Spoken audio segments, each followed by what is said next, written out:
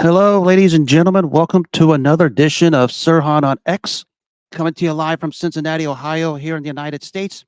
Shout out to my international followers overseas. Uh, Today is week one in the books here in the NFL. Before I get to that, just want to announce that I have two new platforms. I have found a way to integrate this program on, both on YouTube and Instagram. If you can find me on there, go ahead, give me a follow. I will follow back.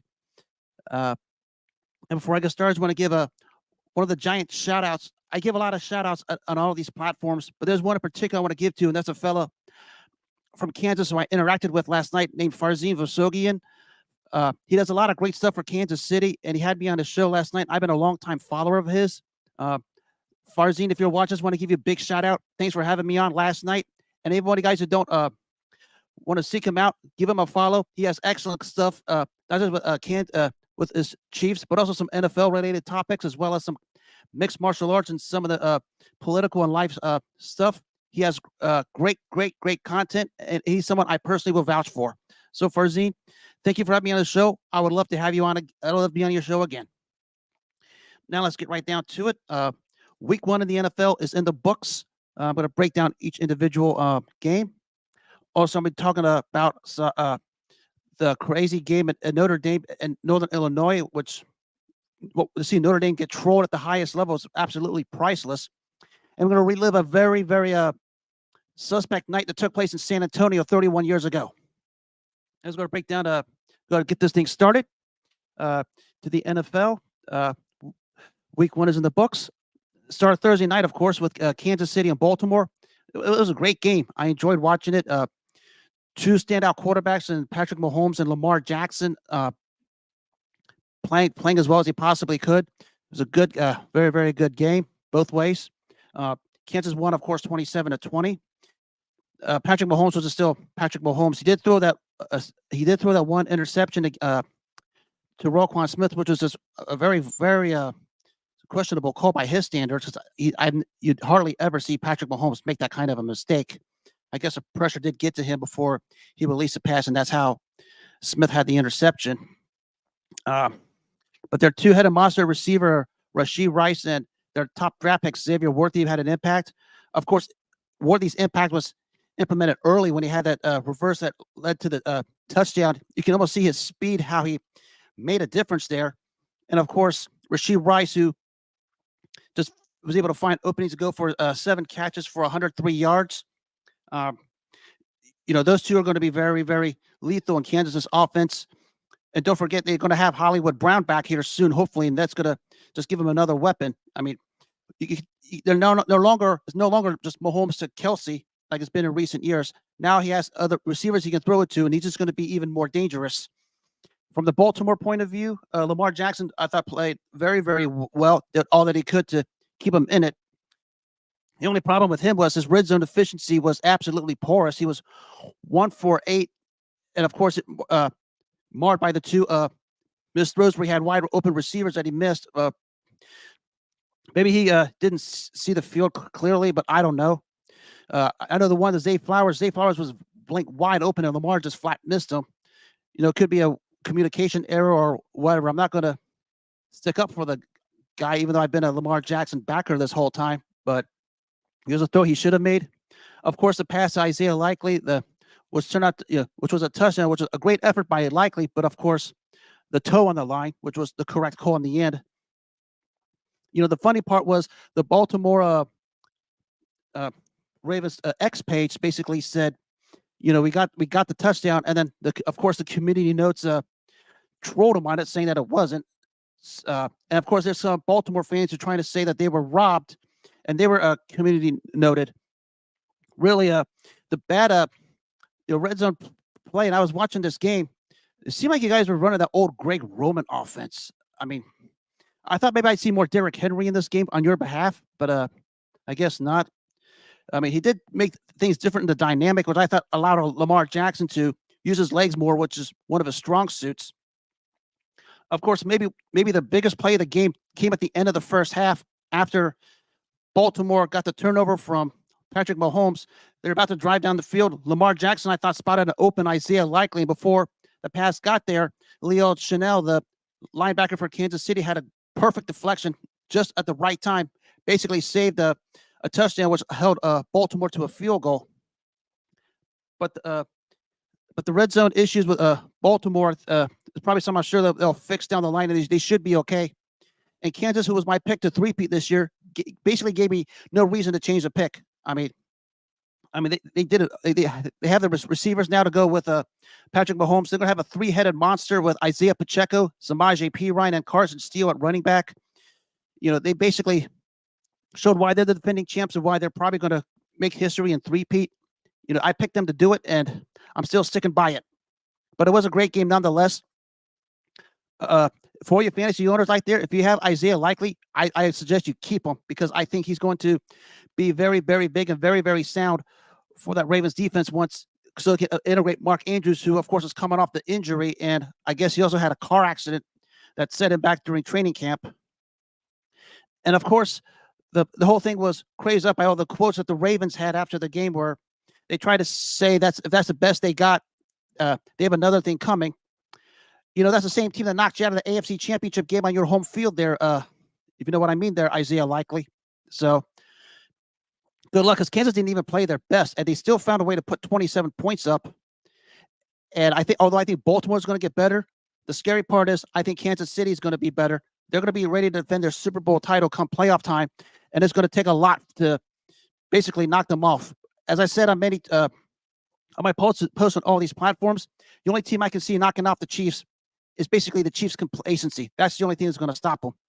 So unless something dramatically crazy happens, I think they're just going to march to a three-peat. They're going to have their ups and downs in the regular season, obviously.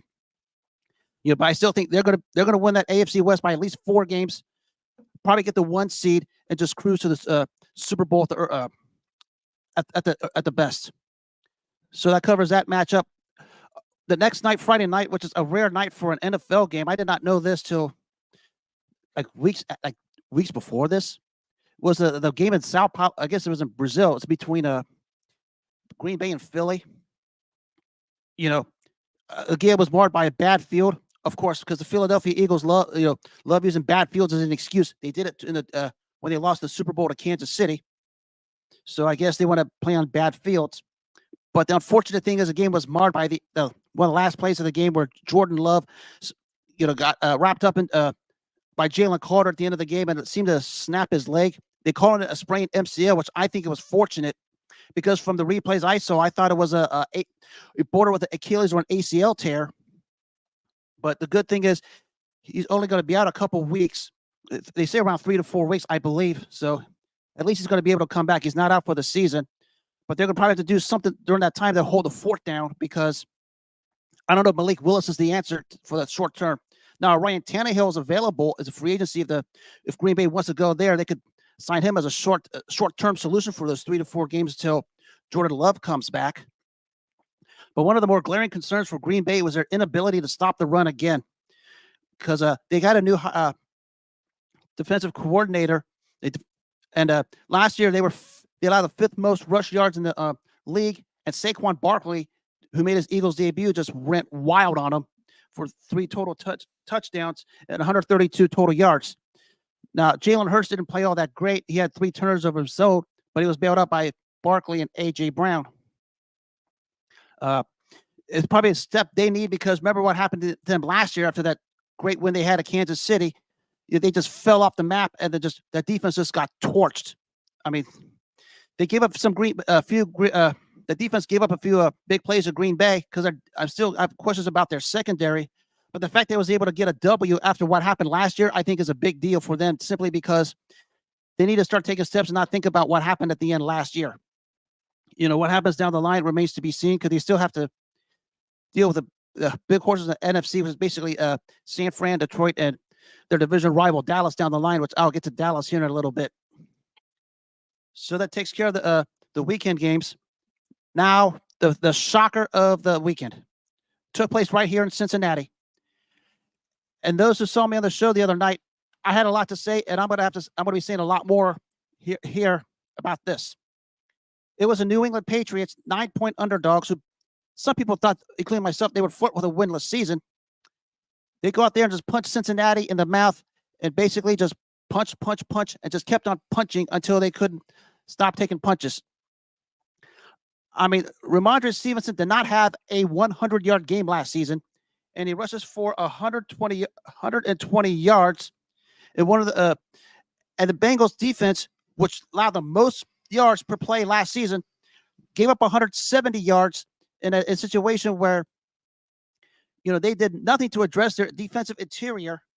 And basically, the effort on Sunday was just beyond lackluster for a team that was pegged to be a Super Bowl favorite, or favorite per se. You basically were listless. You were basically ridiculous. You were basically pathetic. It's basically beyond inexcusable for you to play it for you on your home field. We had some phony-looking orange out, whatever the hell you guys are doing down there, and you guys lay an egg at home. Congratulations. You're basically the talk of the town for all the wrong reasons.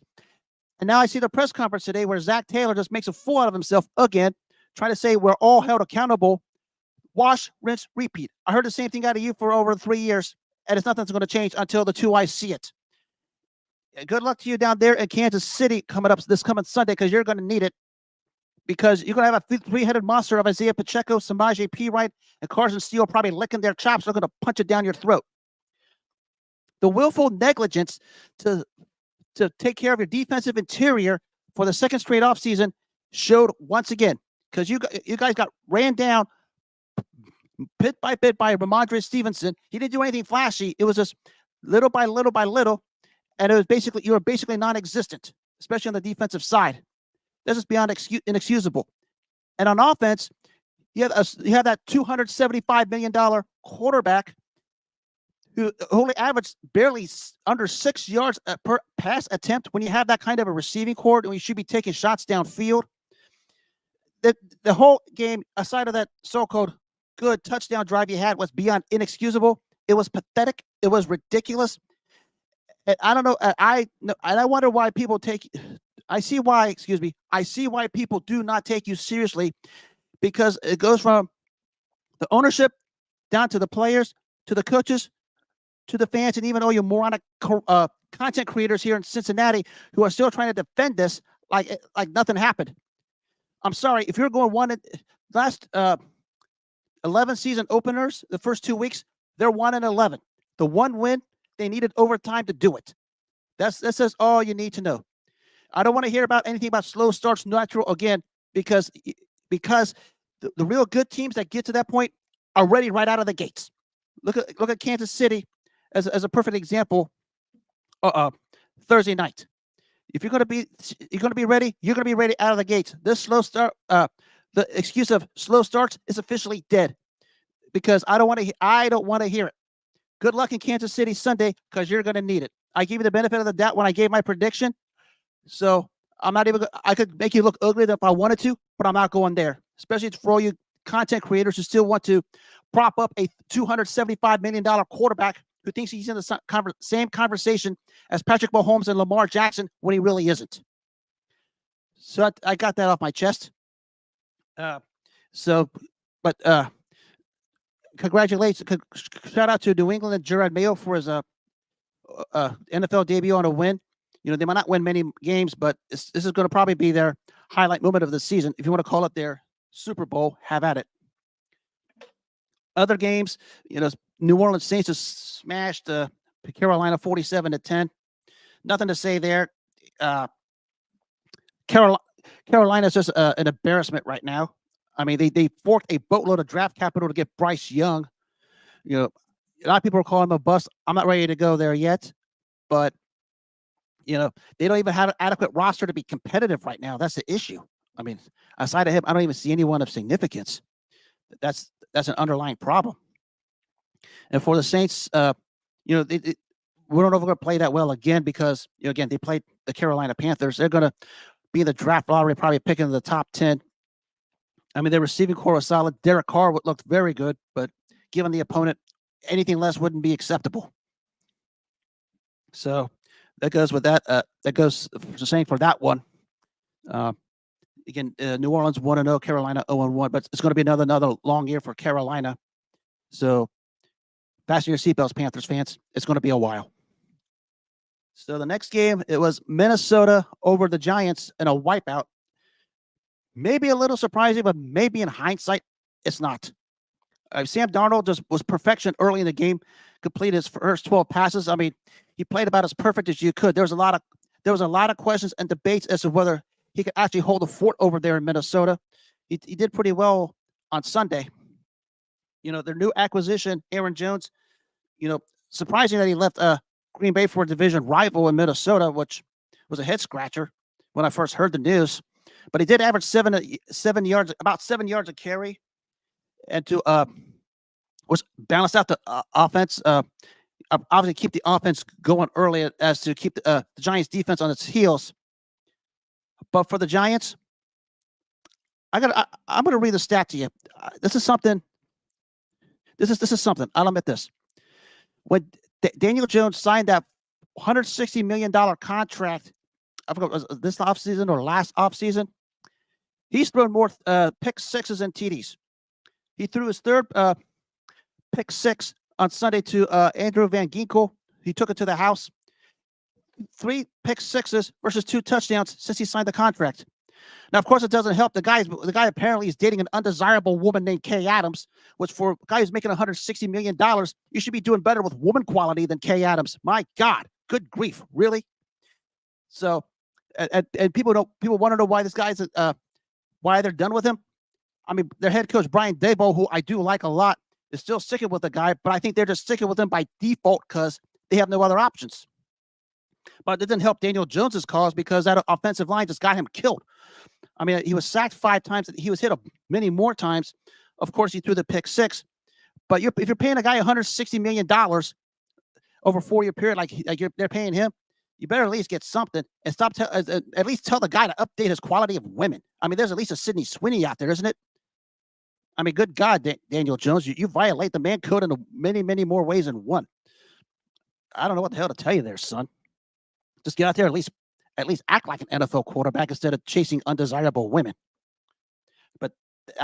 But good win for Minnesota. They're probably gonna be competitive in many games this season. They'll probably hang around. They had their injury woes earlier this season. Of course, the unfortunate injury to J.J. McCarthy during the preseason. But for now, it looks like Sam Darnold's going to hold the fort. So let's see where that goes from there. Maybe they're looking into a quarterback down the line, but it's going to be week to week for them. The next game, of course, is Jacksonville and Miami. Now, of course, the whole thing was started with the incident, the police incident with Tyreek Hill, which I'm not going to go there just because I'm not going to entertain political and legal aspects of this for something like this, because I think everybody lost in this particular incident. But it was one of those tale of two halves where one half Jacksonville looked like they were going to blow them away, but in the second half, Miami seemed to turn it. And you can say a lot of things about Tyreek Hill, but when he turns on the Jets on a long touchdown run like he had on Sunday, he can really turn out the Jets and just burn the smoke out of you. Because when he cut that underneath bubble screen was about to take off, I didn't think he was going to go much, but then out of nowhere, he just put it in that second gear, and next thing you know, it's off to the races. Nobody, Jacksonville was going to touch him. Reminded me of that playoff game when he was with Kansas City, when he had that 70-yarder against Buffalo, where just out of nowhere, he just turned it up and he was gone. I mean, maybe the only guy in my time I've ever seen a wide receiver that can turn it up speed-wise just like him was Jerry Rice. And Jerry Rice, it was the exact same way like Tyreek Hill. You think you have him covered, you think you have him. He finds a way to catch a ball, find that little seam, and he's about to ready to take off. And once he takes off, the party is over. I mean, you could argue right now, maybe Tyreek Hill is the best wide receiver in the league. Justin Jefferson and CeeDee Lamb are two guys that might have a say-so in it. But I probably would lean toward Tyreek Hill, and he showed it why Sunday with that catch. Of course, the capper was the Dolphins sacking Trevor Lawrence twice to complete the comeback in what was really an overall good game. But both teams I thought played pretty good. But how Miami closed it out, I think it was really something. But they're going to get their test Thursday against Buffalo. And everybody who's seen my recent videos know I said my concern for Miami moving forward is, can they beat an adequate team who's in the playoffs or at least in the playoff running? Because they only did that once last season. They were going to get their test Thursday when Buffalo goes to town. against a quarterback in Josh Allen who has basically owned the Dolphins in recent years. So they're going to get a little litmus test right there. Speaking of the Bills, they had a tough scare early, but they managed to come back very well when they beat Arizona 34-28. Of course, everybody knows about the new dynamic kickoff. Well, DJ Dallas for Arizona was the first to get a touchdown out of it. So it looks like, again, I'm 50-50 on that rule. I don't necessarily agree with it. It's just a weird formation when you look at the how the kickoffs formation is. But how DJ Dallas found a crease and managed to take it to the house for 96 yards was actually pretty cool. I was able to watch the replay on it. Bigger story here for me was Josh Allen able to distribute the ball very well to 9 different receivers, because there were all kinds of questions with losing Stephon Diggs and Gabe Davis in the offseason, that whether how is he going to be able to manifest some offense. Well, he distributed it very nicely to 9 different receivers. You know, this issue still with him is still the turnovers. He had 1 in this game, but if he cleans it up, this guy's gonna. I think he can ascend to being the second best quarterback behind Patrick Mahomes, and he's got that kind of a talent. You know, he did a very, very good job keeping things afloat, balancing the offense himself. And of course, the Bills defense stepped up with themselves getting 4 sacks, including a couple ones late to keep Arizona from trying to come back. Now, Arizona is going to be very competitive this season. I don't know how many games they're going to win, but I think Jonathan Gannon has them at least playing competitive and some solid ball. You do have a healthy Kyler Murray back, which is going to help a little bit. And of course, they drafted Marvin Harrison Jr., so they should be. I think they're going to be able to hang around in some of these games this year. They're not going to win many because their talent level is still behind it, but at least they're competitive and they're going in the right direction. I said I'd probably penciled them in for about the 6-7 win mark this season. That's pretty much their ceiling. So good win for Buffalo. Solid effort by Arizona in defeat. I'm not a prognosticator of good losses. No such thing as moral victories in this sport. But at least Arizona was competitive, and they at least have something going right now. Next one. This one's a little of a weird one because I've never seen something like this before. This one is because I watched the highlights this morning. I'm still trying to figure this one out. This was Chicago and Tennessee. Chicago wins 24-17. This despite no offensive touchdowns for the Bears. Yeah, they don't have a single offensive touchdown. They had 2 touchdowns, a blocked punt by Tyreek Stevenson, which he blocked the punt and took it to the house. And of course, they had a pick 6 by Will Levis, which was the blocked punt was by Jonathan Owens. A pick 6 was by Tyler Stevenson, and one of the most ugly interceptions I've seen a quarterback throw. That might be the worst interception of the year so far by Will Levis. I mean, the dude's a Kentucky boy. What do you expect? So, I mean, it was a bad. And of course, they followed up with 4 field goals. Tennessee had control of this game, 17-0, and basically everything just went off the rails some way, somehow. I mean, I don't know how do you explain this when you're up 17-0, and you basically lose a game where you're not giving up a single offensive touchdown. It's just mind blowing. It's one of those things, as a sports fan or even anyone who follows this thing closely, you can't wrap your head around, just simply because I don't know how you can interpret this. Because how are you going to lose a game and not allow an offensive touchdown? So, but as far as Caleb Williams goes, it's your NFL debut. You were abysmal with 93 yards, but it's your NFL debut. A lot of it's been said about him. Good, bad, pretty, ugly. Let's just take this thing minute by minute, second for second, snap for snap, game for game, and see where he goes from there. A lot of people put him in call him a generational talent to a bust when he hasn't even taken snaps until yesterday. I mean, everybody needs to just chill out with him for a minute. Let the kid play. I'm just going to sit back and watch. So we'll make the assessment on him later.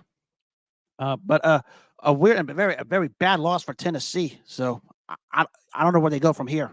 I mean, they're not going to win very many games as bad as they're going to be this season, but who knows where this is going to wind up. So another game of the docket was Pittsburgh over Atlanta. A lot of people were on the Atlanta bandwagon, to at least win the South. I think this basically cooled a lot of heads off a little bit because Kirk Cousins was just awful by his standards.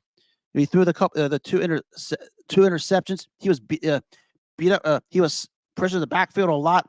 Had lost 2 fumbles, but both were called back by egregious penalties, and that got T.J. Watt angry on the sidelines, understandably so. But it was a good defensive effort by Pittsburgh to control the Atlanta offense. Was supposed to be, the thing of the division this season when they signed Kirk Cousins. Now, of course, they also drafted Michael Penix Jr., which has everyone questioning that franchise, understandably so. But for Pittsburgh, a solid win, especially we can rack up wins, especially early, given what they have coming up later on the year. It's big because their last 2.5 months of their schedule is absolutely nuts. So, I mean, all credit to that defense. You can say a lot of things about their head coach, Mike Tomlin, but he does have his team always ready to play week in and week out, especially on the defensive side, and it showed again because T.J. Watt was just a menace yesterday. And you pair him with Alex Highsmith on the edge, and you have a Cameron Hayward in the middle. And, of course, you have that nice secondary led by Minkah Fitzpatrick. That defense is going to keep him in every game possible this season. It's going to be up to the offense to hold their own. Of course, there's the quarterback carousel issue with Justin Fields and Russell Wilson. Fields played yesterday. I didn't think he played too badly. But it's going to be week to week for them to see how things go. But as long as that defense is holding up, they're going to be in every game possible. And that's one thing that never goes away in Steeler Town is that defense. Mike Tomlin always has them ready to play week in and week out. And for Atlanta, that's why I didn't. A lot of you people picked them to win the South. That's why I didn't, because I wasn't sold on the particular roster core. Now, of course, they do have Bijan Robinson, who's good for all your fantasy guys out there. I still think he's going to be a top fantasy guy at that position. But for Kirk Cousins didn't necessarily look all that great yesterday. But I think he'll probably get better, after coming off an Achilles injury. But we'll see. I still have Tampa Bay winning the South over them, and basically they're going to send one team in the division, whether it's going to be Tampa Bay or Atlanta. I still think it's going to be Tampa Bay, and I'll talk about them here in a little bit. Maybe one of the better games of the docket yesterday, though, was Houston over Indy, 29-27. The jaw dropper here was Joe Mixon, the former Cincinnati running back, going for 177 total yards. Now, I don't know if the guy ever had 177 total yards in 3 games in Cincinnati. Maybe it's because he's playing behind a legitimate offensive line, which is something Cincinnati doesn't have. Maybe he's playing alongside a legitimate quarterback, which is something Cincinnati hasn't had for a while. And he's basically playing on a team that could actually utilize a balanced attack, which is something Cincinnati doesn't like to do. But C.J. Stroud did the job with him. No sophomore slumps there. As far as Anthony Richardson goes, I thought he played good, but not great. Sure, a little flash here, a little flash there. But it's expected for a guy who's only had, 5 career starts after the season injuries last season. A lot of people are calling him a bust in his second year, but I'm not. We haven't seen enough of him. We haven't seen any real legit consistency to make a claim either way. We saw sample sizes of flashes of what he can be. I saw him in the preseason finale when they came to Cincinnati, and I thought the guy he didn't look all that great, but maybe in hindsight, maybe we need to tone the expectations down on him a little bit. I mean, he might be good down the line, but who knows? I mean, the biggest thing there was the Texans in the second half played more ball control offense because Joe Mixon was just pounding the Indianapolis Colts all game long, and it basically just controlled the time of possession to prevent Indy from coming back. So it was a good road win for Houston. Looks like C.J. Stroud is not going to go into any kind of a sophomore slump. They're a dark horse in the AFC, behind Baltimore or Kansas. I have them as the 3rd best team in the AFC right now. That's why I had them going into the season. But so plenty more to come out of them. I think they're going to make some noise. There was a lot of hubbub of them early in the season. After during the offseason they had when they got both Joe Mixon and Stephon Diggs. But, it looks like they're going to pick it up where they left off from last season. So it's a good deal there for Houston, again, the issue was I said how they're going to deal with expectations because remember last year they were the hunters. This year they're going to be one of the hunted. That's going to be the question. How are they going to handle that? Especially when we consider the nucleus of their team still being very, very young. So now to some of the 4 o'clock games that took place. This one was a weird one also. This is a Seattle over Denver 26-20. Weird because I have never seen a game or ever heard of a game where a defense has 2 safeties. Not 1 safety, but 2. I mean, they had 2 safeties on the Seattle quarterback Geno Smith. The crazy thing here is Bo Nix, their rookie quarterback, had 42 pass attempts. If your rookie quarterback has 42 pass attempts and you barely throws, and I think he barely threw for like 140 yards or something like that. I don't remember the numbers, but if you have a rookie quarterback that's throwing 42 times a game, you're begging for a loss. I mean, I think Bo Nix might be a good quarterback down the line, but he has no business passing the ball 42 times, especially when you have Javonte Williams with him in the backfield.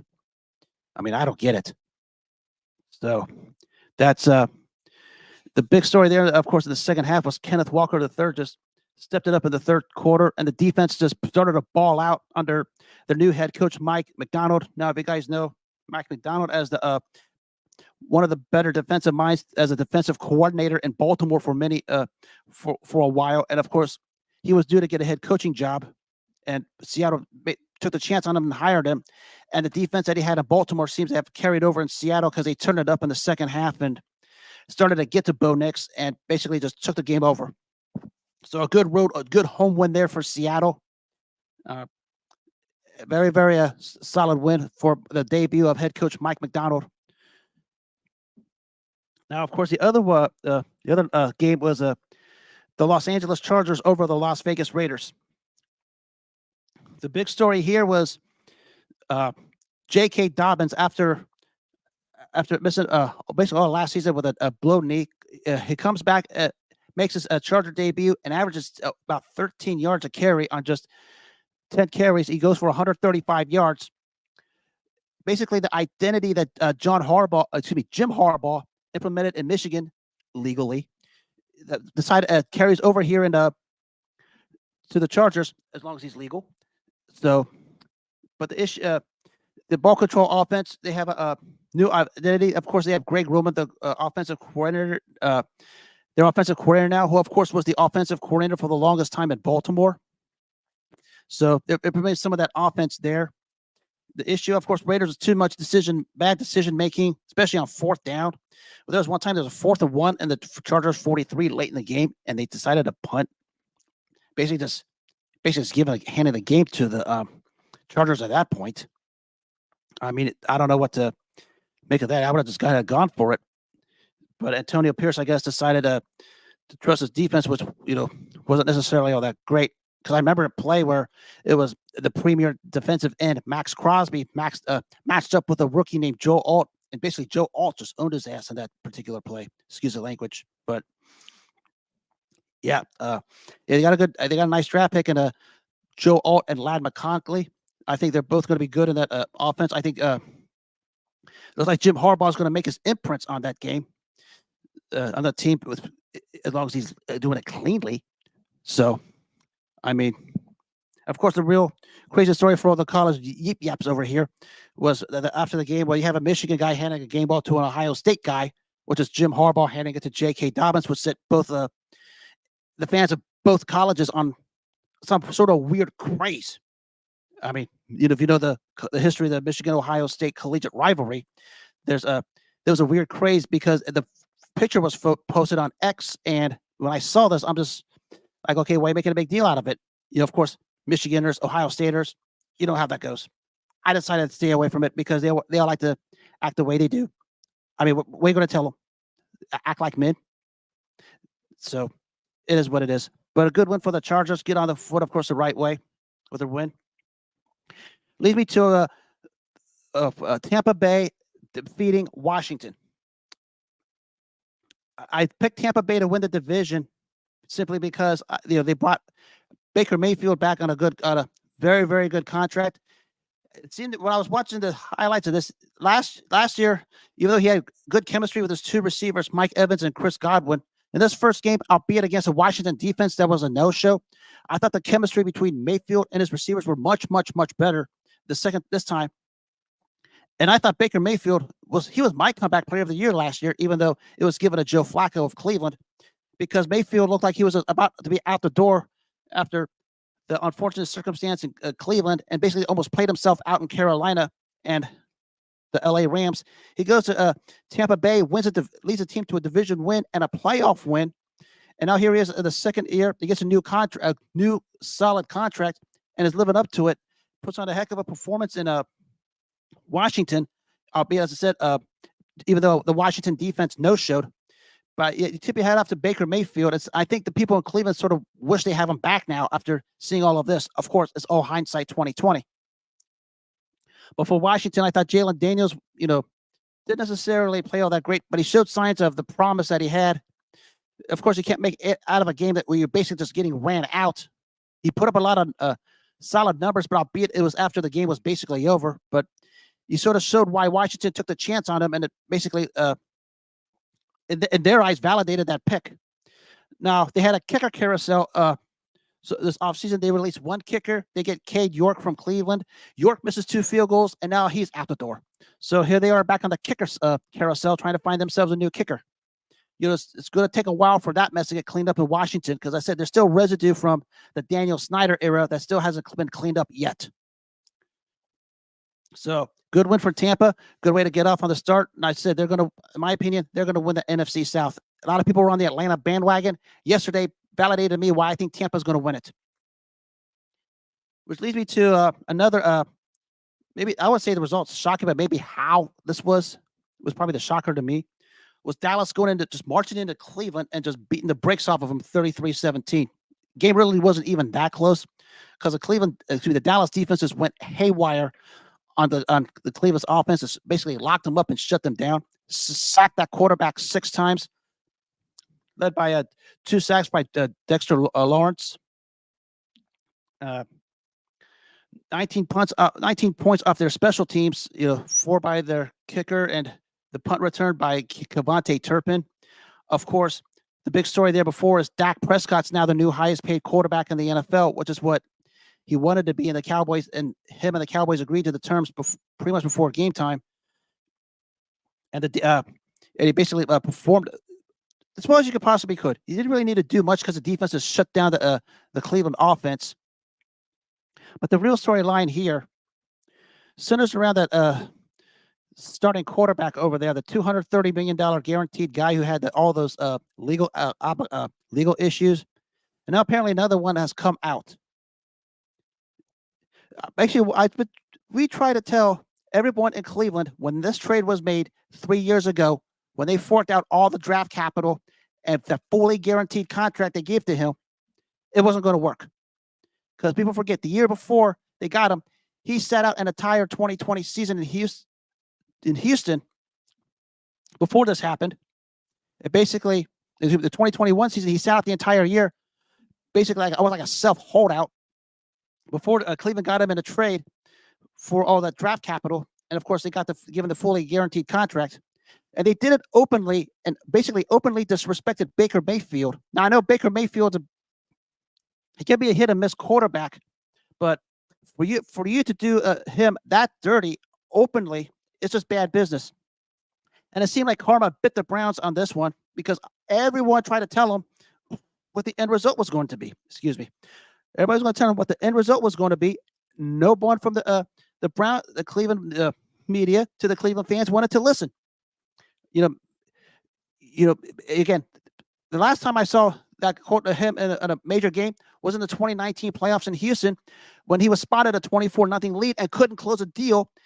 And his team, the Houston Texans, just let Kansas run all over him despite being spotted a 24-point lead. So I'm sorry. He hasn't been relevant since. He had a mediocre year in 2020. And of course, he sat out in 21 on his own self-holdout. So that's basically the end there for him. He had, of course, the suspension in 2022. I think it was 12 games for the legal issues, but it was agreed upon. And And last year, they supposedly they're making a big deal of him having a 5-1 record. The problem was he was carried by a Cleveland defense that was as good as anyone when they have it together, which was they were pretty good last year. I'll give them that. So if they have a chance to cut their losses with this guy and void the contract, it's well recommended they do because what more can he take? I mean, the guy was just beyond listless yesterday, and he's basically broken at this point. Now he has another allegation come out. Who knows what's going to come out of this? But we try to warn everybody, basically every fan base and every news outlet try to warn Cleveland this wasn't going to work. A lot of people didn't want to listen, so now it's a chance to cut your loss and move on from this because you wasted 3 years of Nick Chubb's prime and 3 years of Myles Garrett's prime as a result. Not saying you would have won a Super Bowl, but at least you would have at least had more success than you did potentially. So maybe time to cut your loss now and just move on. There's a reason why you guys have been a lot of teams laugh at you when this happened. This whole trade you had with Houston might be every bit as bad, if not worse, than when Dallas fleeced Minnesota for the Herschel Walker deal back in '89, or maybe when Mike Ditka, when he was a coach of the Saints, basically traded his entire draft to Miami to draft Ricky Williams. Yeah, it's probably worse than those two put together. That's how bad it is. So, but a solid win for Dallas on the road. When you get a road win like that on a season opener, you're doing something right. So, shout out to Dallas for that one. The Sunday night game, very, very entertaining. I got a chance to watch this one when I was at work a little bit, at my line of work. It was a Detroit and St. Louis rematch of the wild card round. The wild card game was very good. This one was every bit as good. It was a solid comeback win for Detroit. The defense stepped up as the regulation came down to an end. And, of course, they stepped up in overtime where David Montgomery had 40 yards on 4 carries. And, of course, the walk-off touchdown in overtime to win it. Maybe the biggest one here was an end zone interception by Matthew Stafford. A play I seen the replay. I did not know what he's thinking on that throw.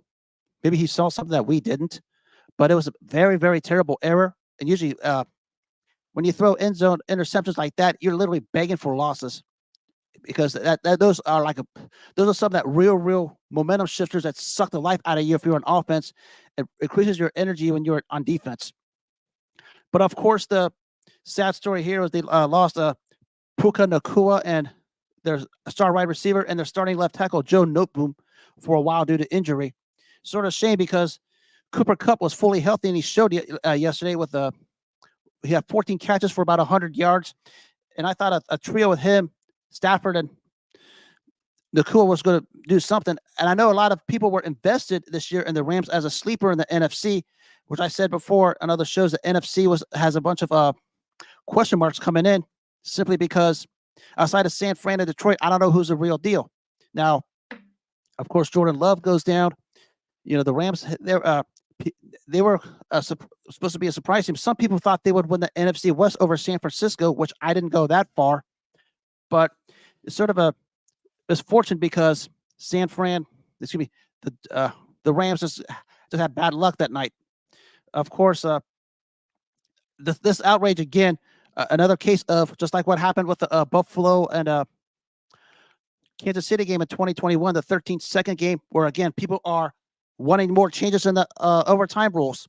How many more changes in overtime rules did you want? How many more overtime rules changes do you need? I mean, this game is played 60 minutes, an hour. If I could go through every single game in NFL history, I wonder how many overtime games I would actually find. You guys act like overtime people that want overtime changes, especially Bill Plaschke of the LA Times. He's the one that called this one out. There's 60 minutes to win a game.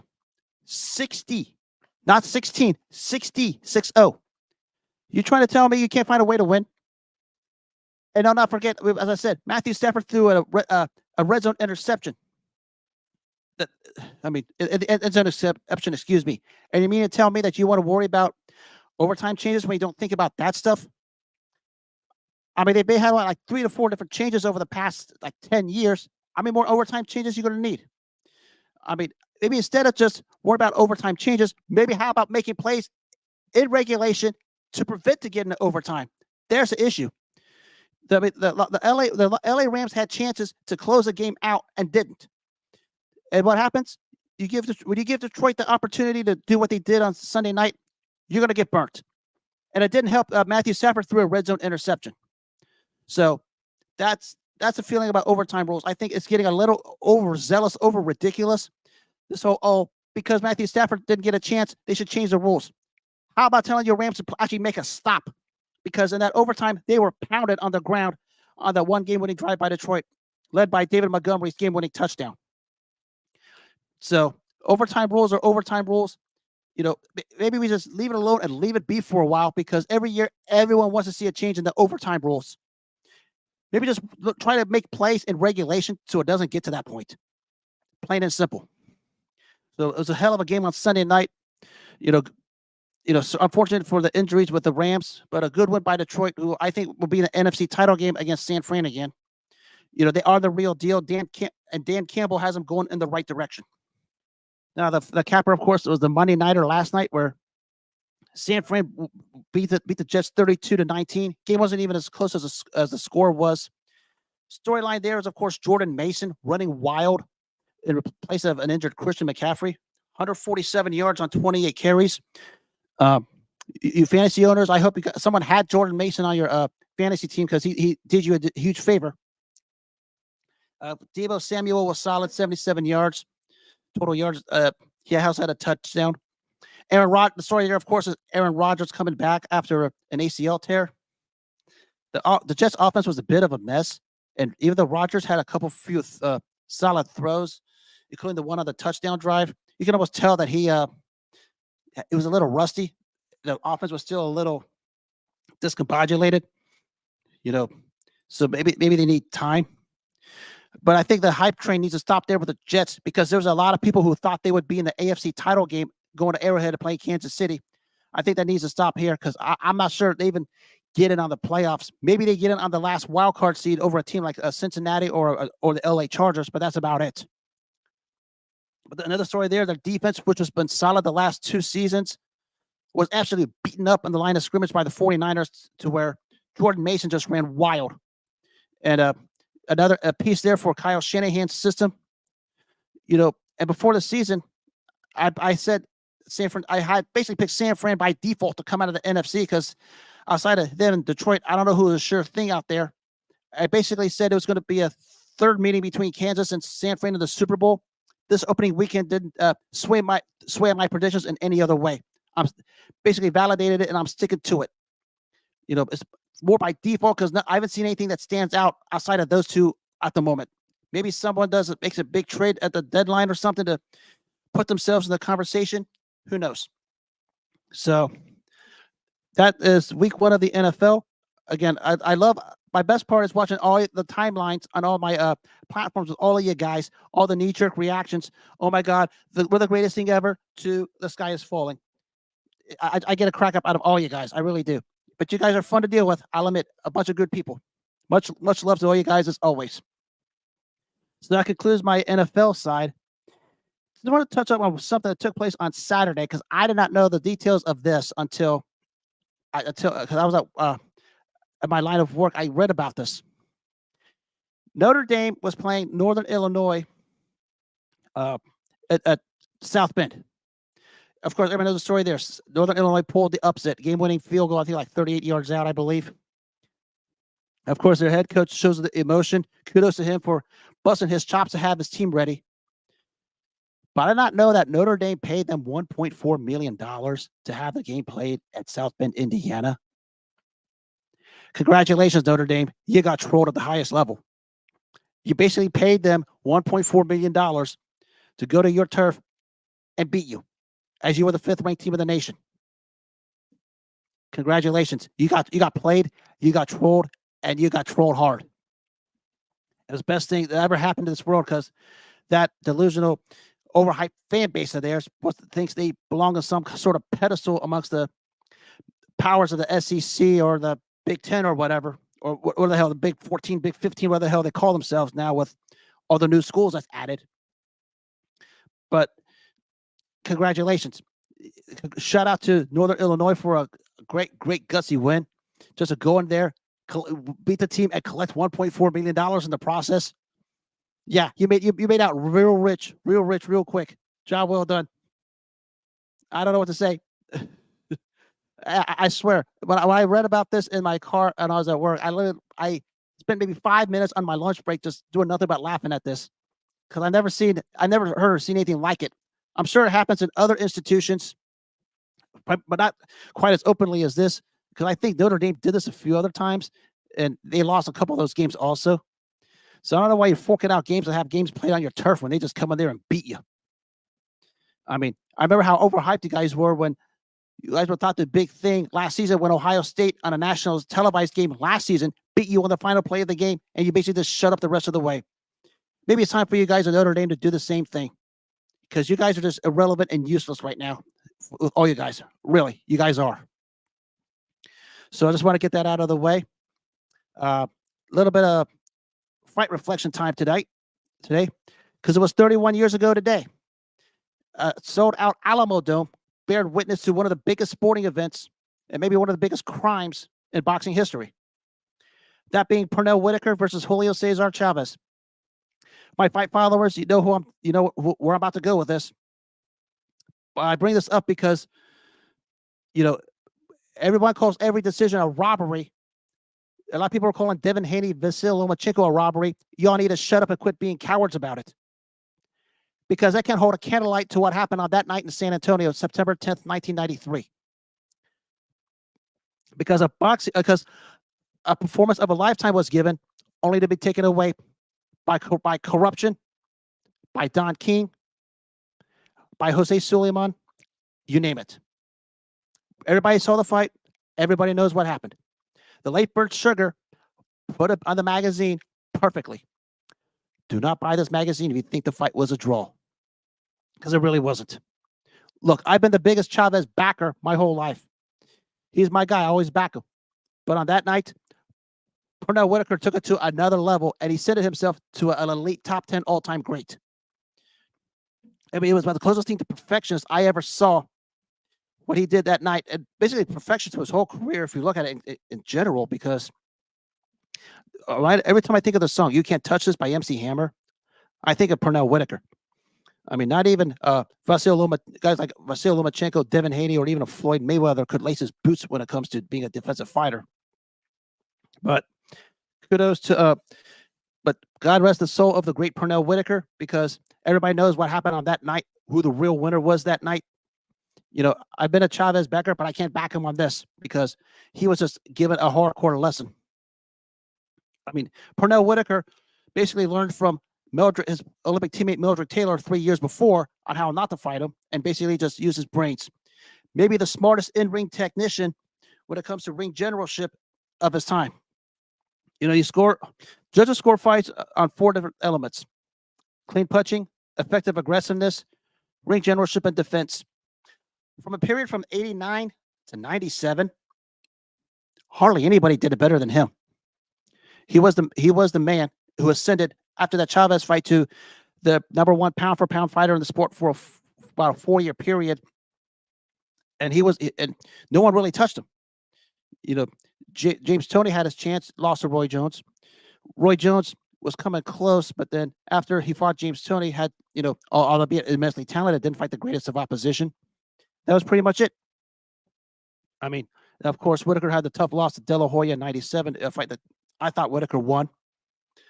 But maybe the most unique thing of this event, because their careers paralleled for 4 years, I have to bring this up, is the bad blood that took place between the management teams and the promoters. Because if you know anything about Don King and the Duvas, the Hatfields and McCoys got better than those two. That was also the reason why there was no rematch, because they didn't want to do business with each other ever again after that fight. Everybody knows who really won that fight. Everybody knows what the real result was.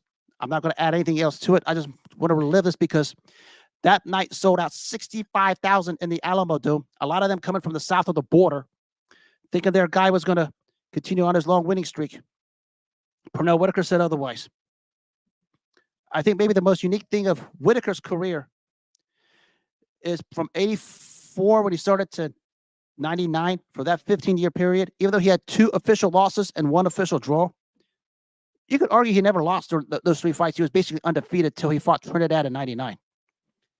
I mean, I thought, and of course, the Jose Luis Ramirez fight in 88 was just the premier robbery of its time. I mean, robbery of all robberies. When I had a robbery list on a show not too long ago, that was my number 1 because Jose Luis Ramirez didn't win a round. I'm not hearing it. Jose Luis Ramirez did not win a round. Pernell Whitaker schooled his ass. And of course, the garbage governing body gave him a decision he didn't deserve. So that's all. That's what I have to say about that. May Pernell Whitaker rest his soul. He's one of the dynamic greats. One of the 10 to 15 all-time great fighters south of the heavyweight division. One of the 2 premier fighters with Chavez after the Four Kings era of Leonard, Hagler, Hearns, and Duran started to fade and hit the twilight. I mean, out of all of that, you could argue maybe Pernell Whitaker was the best. Just going to give my salute to Sweet Pea. God rest your soul. Thank you very much for treating us fight fans to an exhibition of ring generalship and basically ring mastery, because that's what you were at the end of the day. So, and for Chavez, like I said, he's an all-time great. But that night, I watched this thing several times. I tried everything I can to think he won the fight, but he didn't. But he's still an all-time great, and I still love the guy just as much as I love me some Sweet Pea. So that's all for that one. And it was a tremendous event. The rematch never happened because of the bad blood, so it is what it is at this point. But apparently there's a rumor of the $8 million offer that never materialized. But I think both sides agreed that it was a one-time thing and we'll just part ways. So shout out to everyone involved in that particular fight for putting the personal differences aside, for making a fight that was supposed to happen. But can't believe that it's been 31 years since we're talking about that fight. I mean, it seemed like it took place yesterday because they were the premier fighters of that time. This was before Mayweather, Pacquiao, Terrence Crawford, Earl Spence, Canelo, Triple G, Ward, Kovalev. For my time, it was Chavez, Whitaker. This fight had to happen, and it did. So that will wrap up another episode of Serhan On X. I stream now on all these multiple platforms, on not just here on X, but also YouTube and Instagram. I want to thank you guys for tuning in. Much love as always. Look forward to chatting up with you guys soon. Have yourself a wonderful and blessed day. Take care of yourselves, and God bless.